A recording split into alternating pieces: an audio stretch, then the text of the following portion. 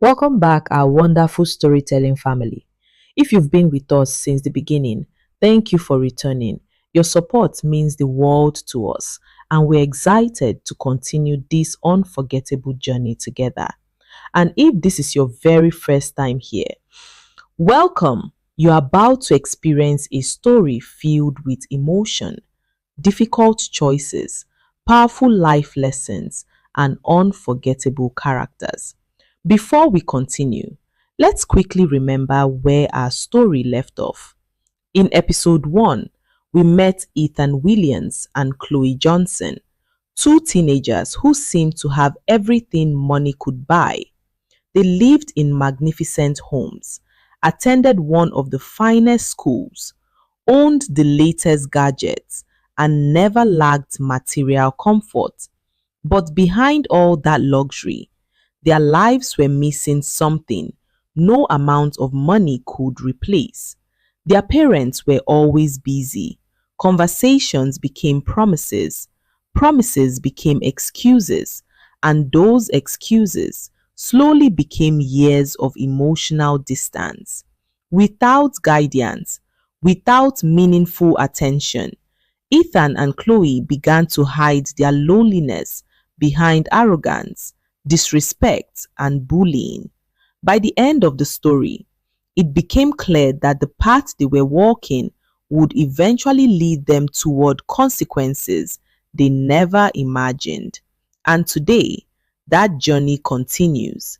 If you haven't watched episode 1, we highly recommend starting there so you can fully understand how everything began. Now, take a deep breath, get comfortable, and let's return to the world of When the Silver Spoons Shattered. Episode 2, The Consequences Begin. Before we begin, let us know in the comments, do you think Ethan and Chloe are simply spoiled, or are they victims of emotional neglect? Would love to hear your thoughts. Everyone at Crestview International College feared them. Teachers dreaded seeing them. Students avoided them. Parents whispered about them. But no one truly understood how they became the people they were until everything came crashing down. This is When the Silver Spoons Shattered. The Williams family lived in one of the most prestigious neighborhoods in the city. Every morning, before the sun fully rose, the mansion was already alive. Gardeners trimmed hedges, housekeepers polished marble floors until they reflected the ceiling lights. The chef prepared a lavish breakfast worthy of a five-star hotel. The chauffeur cleaned the family's black luxury SUV until it sparkled. Everyone had somewhere to be. Everyone had something to do. Everyone except 15-year-old Ethan Williams. Upstairs, his bedroom looked more like a luxury apartment than a teenager's room. A 70-inch television covered one wall. Shelves displayed expensive sneakers still inside their original boxes. Gaming consoles filled another corner. Designer clothes hung inside a walk-in wardrobe. There was only one thing missing: his parents. David Williams adjusted his tie while answering 3 phone calls in less than 5 minutes.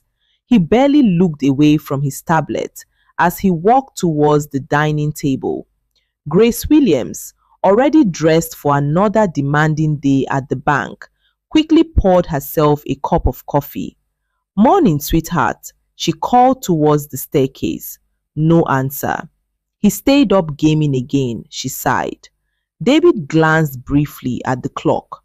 "I'll talk to him this weekend." Grace smiled faintly. "So will I." Neither noticed they had made the same promise for nearly 6 weekends in a row. Moments later, they were gone. The mansion became strangely quiet, despite the dozens of people working inside it. Nearly an hour later, Ethan finally woke. He ignored the breakfast waiting downstairs. ignored the greeting from the newest nanny, ignored the reminder that school started in 40 minutes. Instead, he reached for his phone. Dozens of messages, gaming notifications, social media updates, not one message from either parent, not even a simple "have a great day." For just a moment, his confident expression disappeared. Then, almost as quickly, he put his mask back on. The careless grin returned. If no one cared enough to notice how he felt, why should he care how anyone else felt? On the opposite side of town stood another magnificent home. This one belonged to the Johnson family. Inside, 15-year-old Chloe Johnson stared at the framed family portraits lining the hallway. Every photograph showed smiling faces, family vacations, birthday parties, holiday celebrations, perfect memories frozen in time. Yet, the house itself often felt empty. Her father, Michael Johnson, had already left for the airport before dawn. Her mother, Linda Johnson, rushed toward another executive meeting. "I left money for lunch," Linda called while fastening an earring. "I don't need money," Chloe replied quietly. But the front door had already closed. The only response was silence. Chloe stood still for several seconds before forcing a smile. "Whatever," she whispered to herself. Then she picked up her designer handbag and headed outside. Waiting in the kitchen was Mrs. Agnes, the Johnson family's newest nanny. She had been working there for exactly 8 days. She had already started counting the days until payday. "Good morning, Chloe," she said warmly. "Would you like pancakes?" Chloe looked at the plate, then deliberately pushed it onto the floor. The ceramic shattered into dozens of pieces. Mrs. Agnes gasped. "I'm so sorry," she began. "You should be," Chloe interrupted coldly. "You clean it." Without another word, Chloe walked away. Mrs. Agnes knelt on the kitchen floor, quietly sweeping up the broken pieces. Tears filled her eyes. She had cared for children for more than 20 years. Never had she felt so helpless. At exactly 7:45 a.m., two luxury SUVs arrived at Crestview International College. Students walking through the front gate immediately exchanged uneasy glances. "They are here." Ethan stepped out first, tall, confident, impeccably dressed. Moments later, Chloe joined him with the same air of superiority. The two exchanged a high five. "Ready to make today interesting?" Ethan asked with a smirk. Chloe grinned. "When am I not?" Several students quietly changed direction just to avoid crossing their path.